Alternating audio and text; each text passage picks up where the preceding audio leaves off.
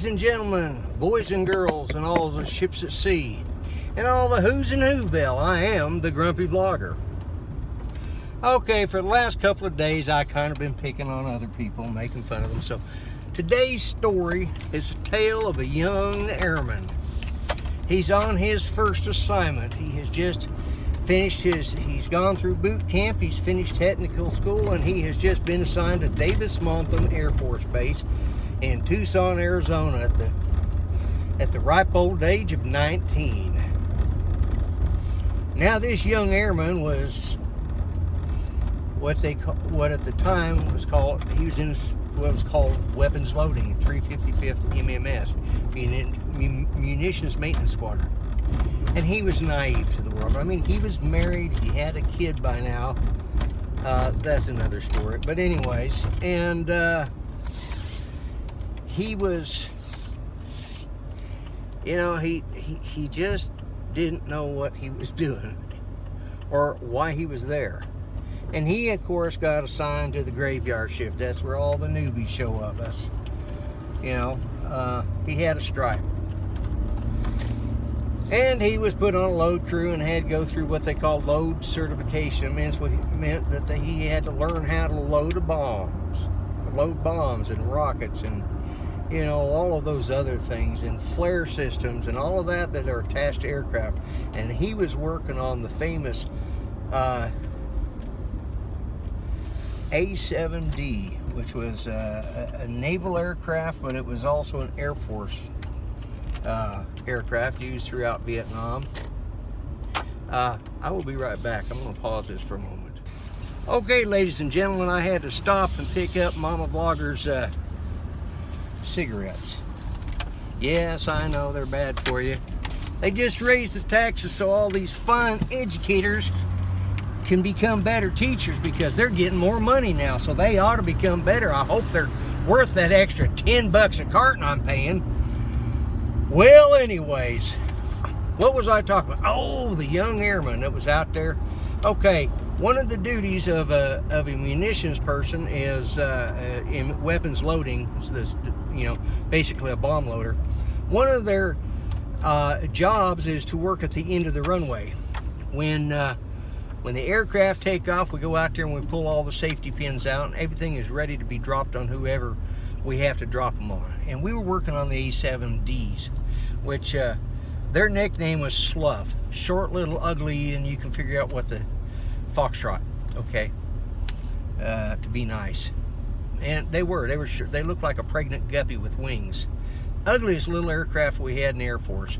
But anyways, this young airman is out there, and they had what was called flare pods that they put up underneath the bomb racks, okay, and they launched flares out, and every time they came back, if they had bombs or anything, because there were safety pins on everything, spring-loaded little ball bearing rods that were stuck through stuff to keep them from falling off, including the bomb racks, the multiple bomb racks, or anything else.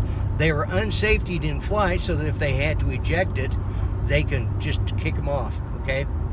So, anyways, all right. I'm trying to do this in a good manner and fast. So, anyways, one night at the end of runway, this young airman, whose job it was to, you know, do this type of stuff, along with his whole load crew, there was 4 of them. He was the number 3 man, as they called him. In other words, he was the tool guy. He carried all the tools from, you know, and handed them out, and he did one side, the number 4 man did the other side. The number 2 man was up in the cockpit and checking out to make sure everything was set up right, and except at the end of the runway, and that's when the pilot was up there. And then we had the crew chief, and we had a really nice sergeant. Actually, I think on this was my first crew chief. I cannot remember his name, but I know he was from, I think, Greenville, Kentucky. And he was a character. But anyways, he got out shortly afterwards, and then I got Sergeant Morgan, who was my next crew chief, before I went into the shop after I got injured. Oh, I just said who the young man was. It was me. Okay, so we'll put that pretense. So anyways, I'm at the end of the runway one night, and we get what's called a hung flare, which means they launch the flare, they shoot these flare, and they're in a long tube, and they're similar to a rocket launcher tube. If you guys have seen any of the Rambo movies or stuff where they're firing rockets out of these multiple round tubes, well, the flares do the same thing. But one night we had what was called a hung flare, which meant that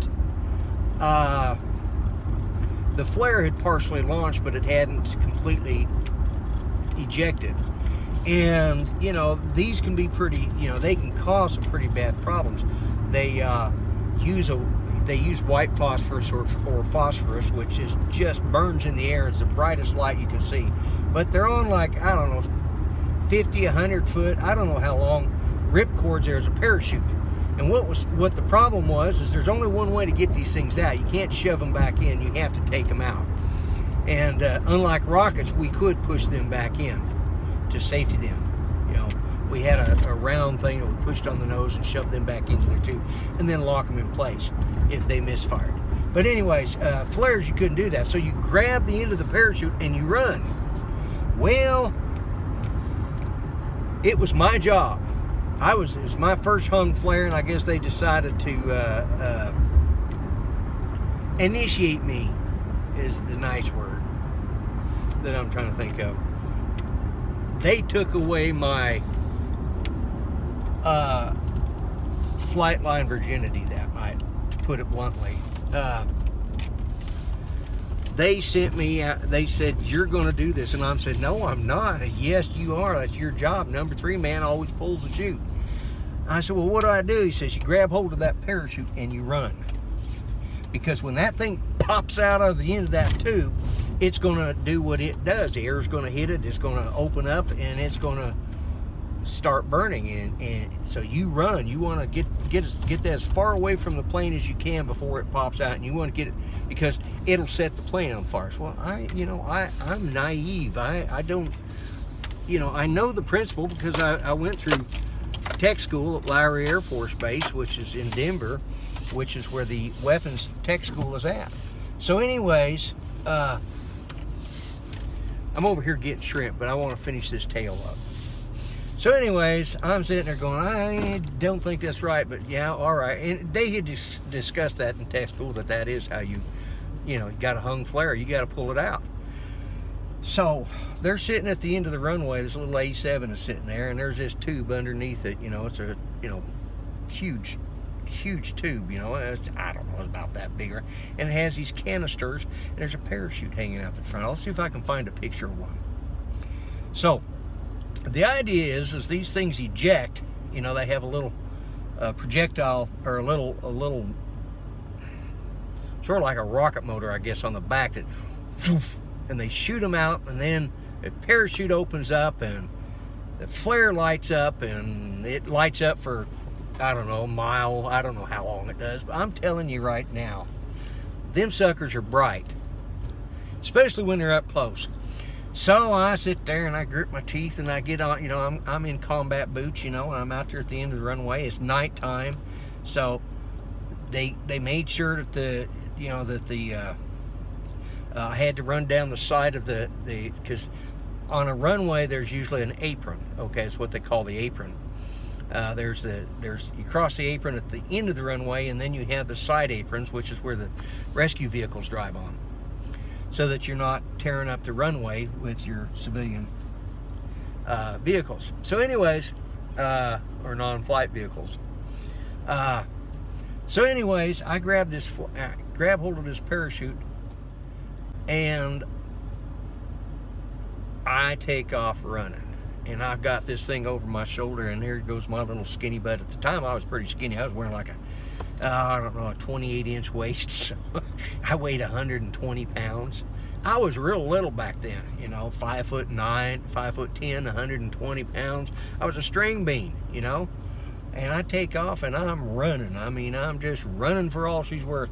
And all of a sudden, I feel a tug just as those cords tighten up, and I just lay my shoulder into it, and I pull it first. I pull it as hard as I can, and I feel it go poof, you know, and it lacks on me. And then all of a sudden I realize, I kind of glance to see if it's clear, and I realize I got to keep running a little ways because this is these are long parachute cords, okay? And this chute's long, so I'm running as fast as I can. I'm trying to get this thing as clear because I know that at any moment it's going to light up. At that point, it lit up. So here I am, picture this. Little skinny guy with a parachute over his shoulder and this thing stringing out behind and bouncing, bouncing, bouncing. It's this big flare with this bright light, and it's bouncing around, and it's like a dragon head. It's all over the place. And I mean, this thing is just, and it's on my tail, and I'm running as fast as I can. I ran there, darn near the whole runway before they finally caught up with me and stopped me. They jumped in the vehicle and stopped me. Said, you were supposed to let go of it. I said, huh? You were supposed to let go of it once it cleared the area. You weren't supposed to run the whole runway. Now this is, I don't know, 2,500 foot runway, and I think I just ran it all. I probably didn't. I probably ran a quarter of it. But let me tell you, when you got a dragon on your butt, you run. And folks, I'm not one for exercise, so if you ever see me running, that means something's chasing me. And that, my friends, is the story of how I fixed a hung flare and got chased by a dragon. All I could think of was run, Grumpy, run. Anyways, I'm the Grumpy Vlogger. If you like my story, give me a thumbs up. Subscribe if you haven't. Check out any links I have up here. It'll be over here. I gotta remember that it'll be over here. Check this out. I may not get this up before Ken Heron show tonight, but I'm gonna try. You guys have a good night. I am the Grumpy Vlogger. I'm out of here. Be nice to each other, okay? Bye-bye for now. Hey folks, I just left the Long John Silver's A&W. Got shrimp there and everything. Nice young lady there helped me out there. Got me all set up with my food and everything. Made sure I got my shrimp cooked fresh. That's important, you know. It really is, because, you know, you got to drive home, and shrimp, you know, if they can get a little chewy if they just been under the red light. So I want to give a nice shout out to the young lady that helped me. And hopefully, she said she's going to look up my channel. Hopefully she'll be a new subscriber. Anyways, Maisie, thank you very much. You are a very kind person. You got a great personality. You got to have your own YouTube channel talking about working at Long John Silver's. Just don't get in trouble doing it, okay? Anyways, shout out to you. Thank you very much. Thanks for making sure our dinner was fresh. That's always appreciated. So anyways, you have a good one, folks. I am the Grumpy Vlogger, and I'm going to cut this part off. All right, we'll talk at you later. Bye-bye for now.